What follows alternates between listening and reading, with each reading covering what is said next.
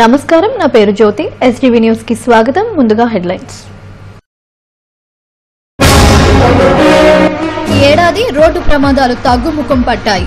Road safety సమావేశంలో జిల్లా collector Praveen Kumar వెల్లడి.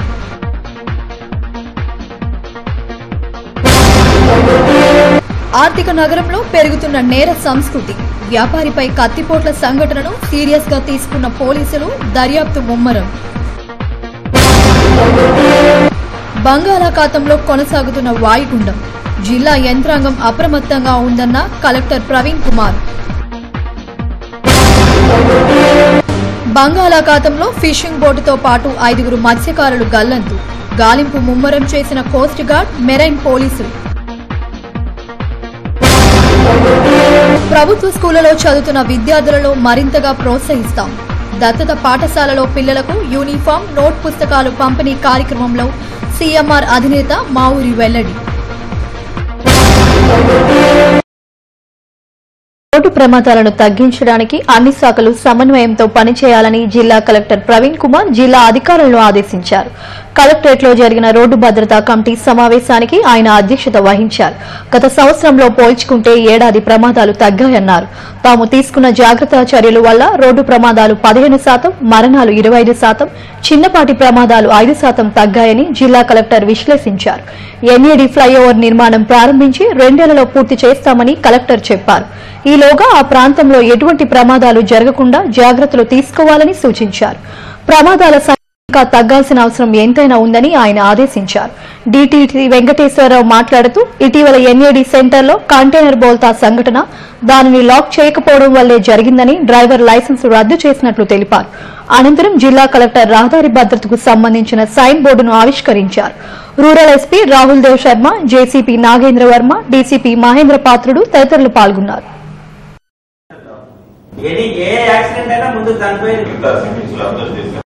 Speeding, overloading, using mobile while driving in wrong direction, opposite direction, overloading already చెప్పాను, drinking driving, valid licence లేకుండా driving, ఇవన్నీ enforcement ఇప్పుడు చాలా సీరియస్ గా మనం చేస్తున్నాం. ఇందులో పాదచారులు రోడ్డు దాటేటప్పుడు కూడా ఒక క్రమశిక్షణగా ఒక నిర్ణీత సమయాలలో రోడ్డు దాటేటట్టుగా కనుక చేస్తే మనకు ప్రమాదం జరిగినా కూడా ఏదో వాహన నష్టమే ఉంటుంది, కానీ మనుషులకు ఎక్కడ కూడా ప్రాణాపాయం అనేటువంటిది ఉండకుండా ఉంటుంది. దానికి ఇప్పుడు కలెక్టర్ గారు మీటింగ్లో చెప్పినట్లుగా కొంత ఆర్థిక నగరంగా అభివృద్ది చెందుతున్న విశాఖలో అదే తరహాలో క్రైమ్ రేట్ కూడా పెరుగుతోంది. క్రేన్ వ్యాపారిపై కత్తులతో దాడి సంఘటనను విశాఖకు కుదిపేసింది. పామ్ బీచ్ ఎదురుగా ఒక అపార్ట్మెంట్లో జరిగిన ఈ సంఘటన పోలీసులకు సవాలుగా మారింది. పట్టపగలు అందరూ చూస్తుండగానే ఈ దాడి జరగడం విశేషం. నగరంలో పెరుగుతున్న క్రైమ్ రేట్పై ఓ రిపోర్ట్. బీచ్ రోడ్లోని పామ్ బీచ్ హోటల్ ఎదురుగా సీనస్ అపార్ట్మెంట్లో ఫ్లాట్ నంబర్ 6లో విక్రమ్ అనే క్రేన్లో వ్యాపారి కుటుంబంతో నివాసముంటున్నాడు. 4 గుర్తు తెలియని వ్యక్తులు విక్రమ్ ఇంటికొచ్చి తలుపు తట్టారు. కార్ డ్రైవర్ జనార్దన్ రావు తలుపులు తెరిచాడు. అతనిని నెట్టుకుంటూ అగంతకులు ఇంట్లోకి ప్రవేశించి హడావిడి చేశారు. దీంతో లోపలే ఉన్న విక్రమ్, అతని భార్య జ్యోతి హాల్లోకి వచ్చారు. అగంతకులు 4 ఆ దంపతులతో వాగ్విధానానికి దిగి విక్రమ్ను కత్తులతో పొడిచారు. అడ్డు వచ్చిన భార్య, డ్రైవర్ జనార్దరావులను కూడా కత్తితో పొడిచారు. రక్తపు మడుగులలో విక్రమ్ పడిపోయారు. కత్తి వేట్లతో ఉన్న డ్రైవర్ కూడా వారిని పట్టుకునే ప్రయత్నం చేయగా పలాయనం చిత్తగించారు. అపార్ట్మెంట్లో ఎక్కడ చూసినా రక్తపు మరకలే కనిపించాయి. ఈ సంఘటన ఆ ప్రాంతంలో సంచలనం సృష్టించింది.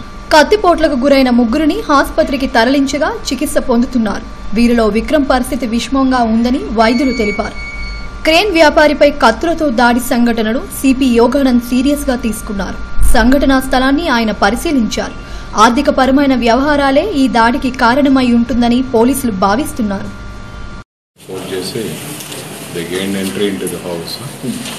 ఆ తర్వాత వీళ్ళు ఎప్పుడైతే రెసిస్ట్ చేశారో దాంతో ముందు డ్రైవర్ని, తర్వాత విక్రమ్ జేమిజాని స్టార్ట్ చేశారు. Then they escaped from the scene of offense. Special teams I formed చేశాము. We'll push out place. అపార్ట్మెంట్లో ఉన్న సీసీ ఫుటేజ్ ఆధారంగా నిందితులను పట్టుకునేందుకు పోలీసులు ప్రయత్నిస్తున్నారు. ఇప్పటికే ఒక సూపర్వైజర్తో పాటు మరొకరిని అదుపులోకి తీసుకుని విచారిస్తున్నట్లు సమాచారం.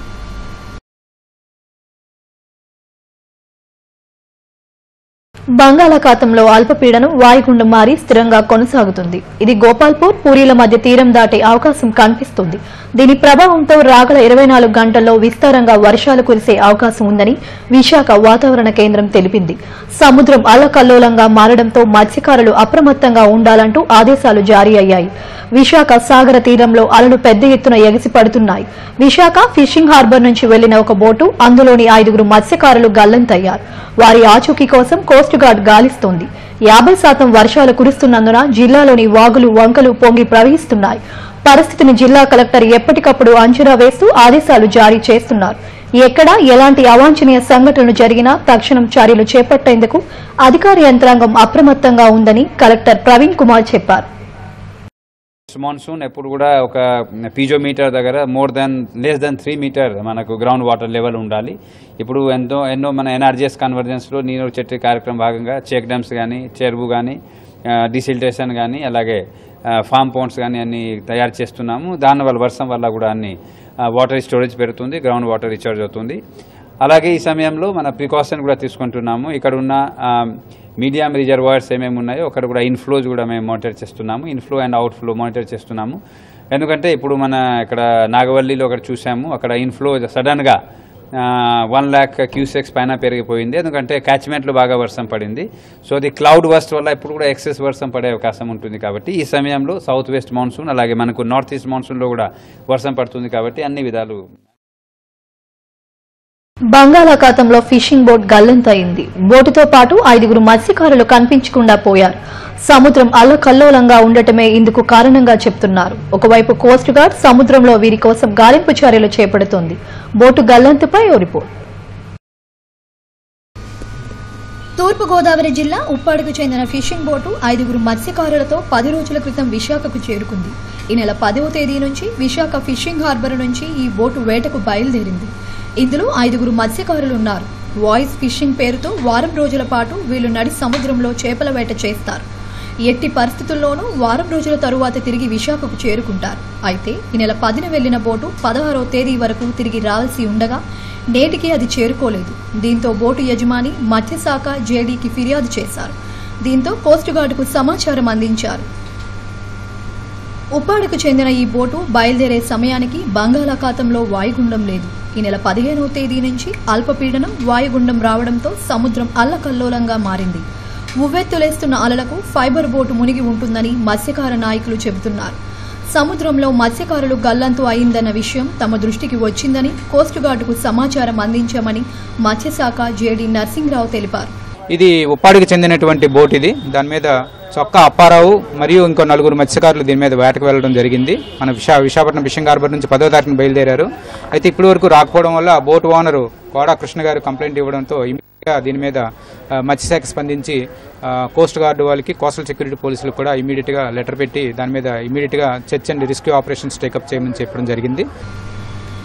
నడి సముద్రంలో ఉన్నప్పుడు వాయుగుండం ఏర్పడితే జీపీఎస్ గాని ఇతర కమ్యూనికేషన్ వ్యవస్థ పనిచేయకపోవడం వల్ల మత్స్యకారులు ఇబ్బందులు పడే పరిస్థితి ఏర్పడుతుంది. కోస్ట్ గార్డు, మెరైన్ సెక్యూరిటీ సంస్థల సహాయంతో వీరు బయటకు చేరుకోవాల్సిన పరిస్థితి ఏర్పడుతుంది. అయితే ఫిషింగ్ బోటుతో పాటు ఫైబర్ బోటుకు కూడా సరైన కమ్యూనికేషన్ వ్యవస్థను ఏర్పాటు చేసుకోవాల్సిన అవసరం ఎంతైనా ఉందని ఫిషింగ్ బోటు యజమానుల సంఘం నాయకుడు నున్నం బాలాజీ తెలిపారు. మత్స్యకారులు గల్లంతైన సమయంలో వారిని గుర్తించేందుకు కూడా ఎక్కువ సమయం పడుతుందని తెలిపారు. 20వ తారీఖు వరకు కూడా భారీ వర్షాలు ఉన్నాయంటున్నారు. ఇటువంటి తుఫాన్లు అన్నది మా తలక మత్స్య పరిశ్రమలో అది ఎప్పుడు ఉన్నదే, కొత్తగా కాదు. కానీ వచ్చేటప్పుడు ఆందోళన పడడం, ఏదైనా విషయాలు ఇమ్మీడియట్గా బోట్లు వెళ్ళిన తర్వాత ముందుగా తుఫాన్ వస్తుందని తెలిస్తే బోట్లు వెళ్ళవు. బోట్లు నీటిలో ఉంటుండగా తుఫాన్ కూడా వచ్చినట్లయితే మేము వెంటనే కమ్యూనికేషన్ ఏమైనా మిస్ అయితే వెంటనే కూడా ఫిషరీస్ డిపార్ట్మెంట్కి ఇస్తే ఫిషరీస్ డిపార్ట్మెంట్ వాళ్ళేమో మెరీన్ డిపార్ట్మెంట్కి, కోస్ట్ గార్డులకి అందరికీ ఇన్ఫర్మేషన్ ఇస్తారు. ఇచ్చి వెంటనే అలర్ట్ చేసి మా బోట్లు సేవ్ చేయడానికి ప్రభుత్వం వారు తగు చర్యలు తీసుకుంటున్నారు. కానీ ఇటువంటి తుఫాన్ వచ్చేటప్పటికల్లా ఎంత కమ్యూనికేషన్ ఉన్నా సరే వాళ్ళకి మాకు కమ్యూనికేషన్ తెగిపోతుంది. దాన్ని ఇంకా అభివృద్ధి చేస్తే ఇంకా బాగుంటుందని చెప్పేసి. ఇదిలా ఉంటే గల్లంతైన 5 మత్స్యకారులు తూర్పుగోదావరి జిల్లా ఉప్పాడుకు చెందిన వారే. ఒడిశా తీరం వెంబడి వేటకు వెళ్లినట్లు తెలుస్తోంది. పారాద్వీప్ పరిసర ప్రాంతాలలో కోస్ట్ గార్డు వీరి కోసం గాలింపు చర్యలు చేపడుతుంది. బోటు శిథిలమైనప్పటికీ మత్స్యకారులు ఏదో ఒక తీరానికి చేరుకొని ఉంటారనే ఆశను మత్స్యకారులు వ్యక్తం చేస్తున్నారు. జీవీఎంసీ పాఠశాలల్లో చదువుతున్న విద్యార్థులకు మరింతగా ప్రోత్సహించేందుకు సీఎంఆర్ అధినేత మావురి వెంకటరమణ ముందుకొచ్చారు. ప్రకాశరావుపేటలో ఉన్న జీవీఎంసీ స్కూళ్లను దత్తత తీసుకుని అభివృద్ది చేశారు. అలాగే నగరంలో అన్ని ప్రభుత్వ స్కూళ్లలో చదువుతున్న విద్యార్థులను ప్రోత్సహించేందుకు ఆయన ముందుకొచ్చారు. సీఎం చేయుతపై ఓ రిపోర్ట్. నగరంలో మురికివాడల్లో నివసిస్తూ జీవీఎంసీ పాఠశాలలో చదువుతున్న విద్యార్థులను ఆదుకునేందుకు సీఎంఆర్ సంస్థ చేయూతను అందిస్తుంది. అనేక సేవా కార్యక్రమాలను నిర్వహిస్తున్న ఈ సంస్థ ప్రకాశరావుపేటలోని జీవీఎంసీ మున్సిపల్ స్కూలును దత్తత తీసుకుంది. అప్పట్లో ఈ స్కూల్లో కేవలం 200 మంది విద్యార్థులు మాత్రమే ఉండేవారు. విద్యార్థులకు స్కూల్లో యూనిఫామ్తో పాటు పుస్తకాలు, ఇతర సౌకర్యాలు కల్పించడంతో పాఠశాలలో విద్యార్థుల సంఖ్య 450కి పెరిగింది. ప్రతి ఏటా పుస్తకాలు, యూనిఫామ్స్ ఉచితంగా అందజేస్తున్న సీఎంఆర్ అధినేత ఈ విద్యా సంస్థల్లో కూడా పుస్తకాలు, యూనిఫామ్స్ అందజేశారు.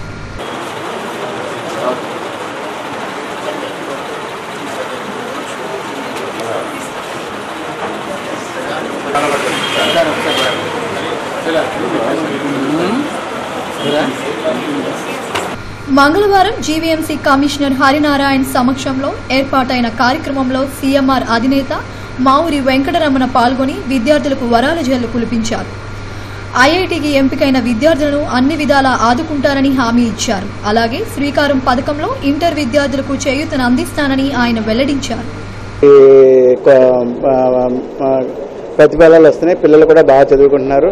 అలాగే ఈ చుట్టుపక్కల బాగా స్లమ్ ఏరియాలో ఉన్న వాళ్ళంతా ఈ స్కూల్లో చాలా ఫస్ట్లో 200 మెంబర్స్ ఉండేవారు, ఇప్పుడు 450 మెంబర్స్ అయ్యారు.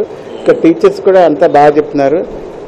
ఇంకా టీచర్లందరూ నేను కోరుకుంటే మీరు బాగా చదువు అది బాగా చెప్పి వాళ్ళకి ఏమైనా ప్రాబ్లమ్స్ ఉంటే దానికి మేమైనా కంపల్సరీ ఆదుకుంటాం. అలాగే నెక్స్ట్ టైం ఐఐటికి చెప్పారు, ఆ పిల్లల్ని కూడా మేము డెఫినెట్గా చదివించడానికి ఉన్నది. అలాగే శ్రీకారం దాంట్లోని ఇంటర్మీడియట్ ఈ పిల్లలు కూడా చాలామంది వస్తున్నారు, వాళ్ళకు కూడా మేము కంటిన్యూగా సర్వీస్ చేస్తున్నాం.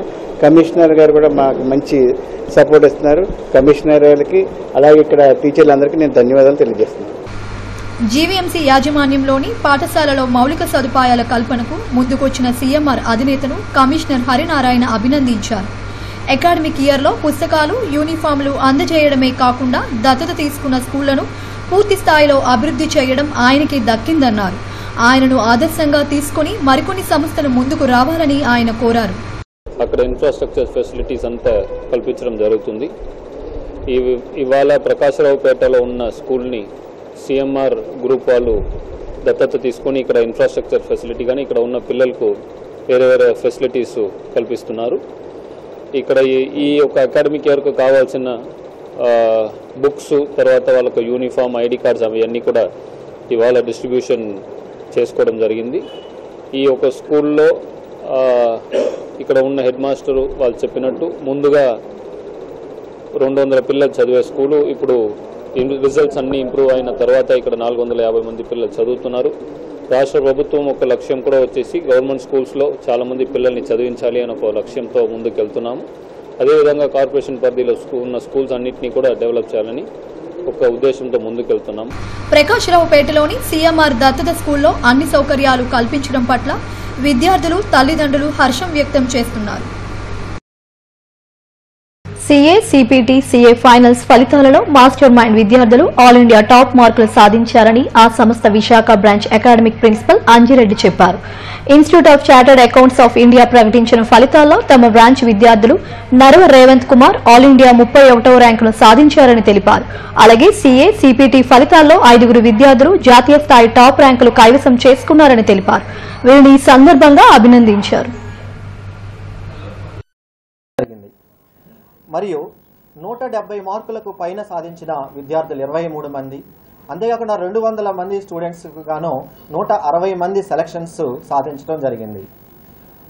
ఈ విద్యార్థులు అత్యధిక మార్కులతోటి రావడానికి కారణమైన మాస్టర్ మైండ్స్ మేనేజ్మెంటు, ఆ స్టూడెంట్స్ యొక్క తల్లిదండ్రులు, అధ్యాపకులు, వీరి యొక్క కృషి వీరి వెనక ఉన్నది అని తెలియజేయడం జరుగుతుంది. సీఏ చేయాలి అనేటటువంటి విద్యార్థులకు మాస్టర్ మైండ్స్ ఒక మంచి ప్లాట్ఫామ్ అని తెలియజేస్తున్నాము.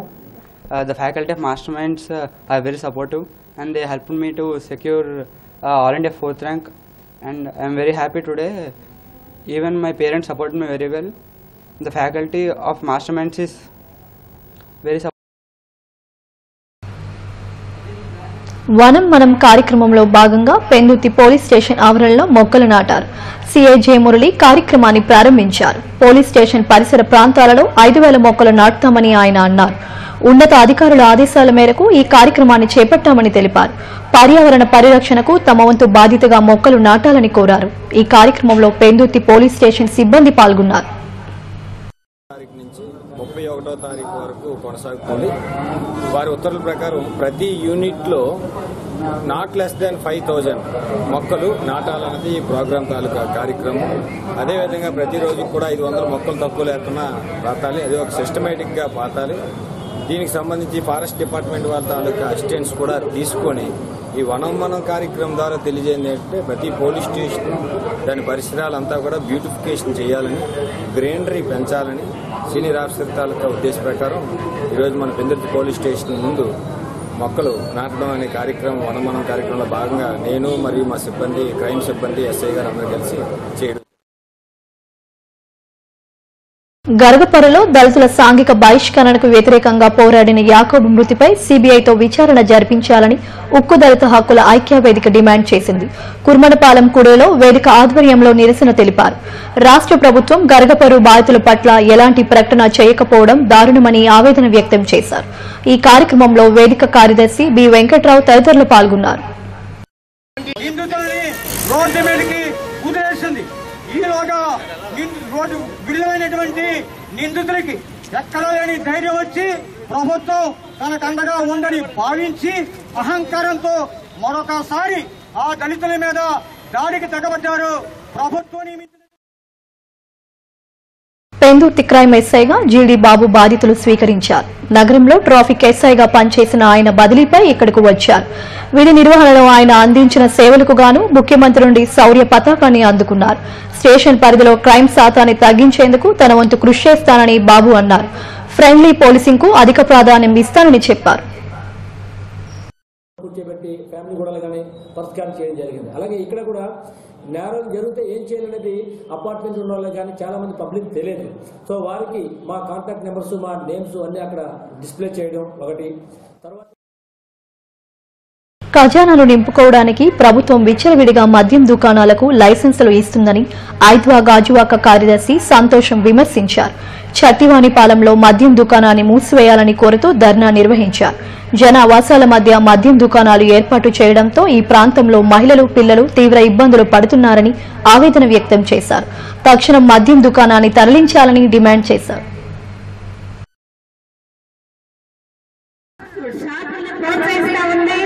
ఈ తాగే వాళ్ళు అనారోగ్యం పాలయ్యి వాళ్ళ కుటుంబాలు రోడ్డున పడుతూ ఉన్నాయి.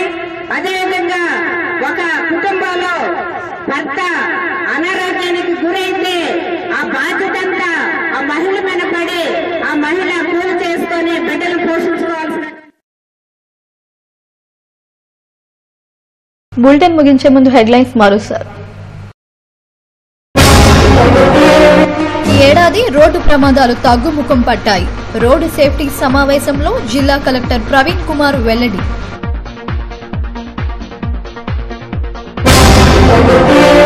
ఆర్థిక నగరంలో పెరుగుతున్న నేర సంస్కృతి. వ్యాపారిపై కత్తిపోట్ల సంఘటనను సీరియస్ గా తీసుకున్న పోలీసులు, దర్యాప్తు ముమ్మరం. బంగాళాఖాతంలో కొనసాగుతున్న వాయుగుండం. జిల్లా యంత్రాంగం అప్రమత్తంగా ఉందన్న కలెక్టర్ ప్రవీణ్ కుమార్. బంగాళాఖాతంలో ఫిషింగ్ బోటుతో పాటు 5 మత్స్యకారులు గల్లంతు. గాలింపు ముమ్మరం చేసిన కోస్ట్ గార్డ్, మెరైన్ పోలీసులు. ప్రభుత్వ స్కూళ్లలో చదువుతున్న విద్యార్థులలో మరింతగా ప్రోత్సహిస్తాం. దత్తత పాఠశాలలో పిల్లలకు యూనిఫామ్, నోట్ పుస్తకాలు పంపిణీ కార్యక్రమంలో సీఎంఆర్ అధినేత మావూరి వెల్లడి. ఇవి ఇప్పటి వరకున్న అప్డేట్స్. మరిన్ని అప్డేట్స్ కోసం చూస్తూనే ఉండండి ఎస్టీవీ న్యూస్.